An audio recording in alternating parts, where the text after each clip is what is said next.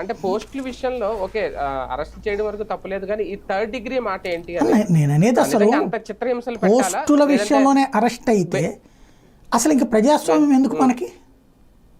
Post ఇప్పుడు అయ్యా current ఛార్జీలు ఇట్లుంది, కరెక్ట్ కాదు, లేదు ఛార్జీలు భారం అవుతుంది, లేదంటే కనుక ఇసుకకి సంబంధించి ఓ పక్కన ట్రక్కులు అంటున్నారు కానీ రేట్లు ఇంకా ఫ్రీ అని చెప్పినా కూడా ఎక్కువకే పలుకుతోంది, లేదు అందుబాటులో లేదు ఇసుక, మద్యము తాగిన తర్వాత రోడ్ల మీద తాగి తందనాలు ఆడుతున్నారు, ఇట్లాంటిది పెడితే తప్పు అవుతుందా, నేరం అవుతుందా?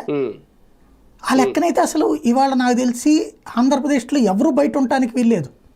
ఆంధ్రప్రదేశ్ మొత్తానికి 4 సంఖ్యలు తగిలిచ్చేసి జైలు అని చెప్పాలి. ఎందుకు? ప్రతి ఒక్క మనిషి నిరంతరం నిత్య జీవితంలో జరుగుతూనే ఉంటుంది. ఇప్పుడు ఇదే లెక్క కరెక్ట్ అయితే మద్య నిషేధం అని ఆ రోజున ఉద్యమించిన వాళ్ళందరినీ జైల్లో పెట్టాలి. ఎందుకు? తాగడం వాళ్ళ హక్కు, అనవసరంగా వాళ్ళ హక్కును భంగం కలిగించి మనం తాగద్దని చెప్పాము అని ఆ రోజున మద్య నిషేధం కావాలని ఉద్యమించిన వాళ్ళందరినీ జైల్లో పెట్టాలిగా.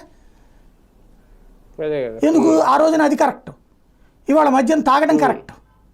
అంటే ప్రభుత్వాల విధానాలు, రాజకీయ విధానాలు మారితే నా విధానాలని నేను ఏ నిర్ణయం తీసుకుంటే నువ్వు సమర్థించి తీరాల్సిందే, సమర్థించకపోతే నువ్వు ద్రోహివి, దొంగవి, నేరస్తుడివి, క్రిమినల్వి అనేటటువంటి రూటు ఏదైతే ఉందో ఇది డెమోక్రటికల్ స్పిరిట్ అవుతుందా?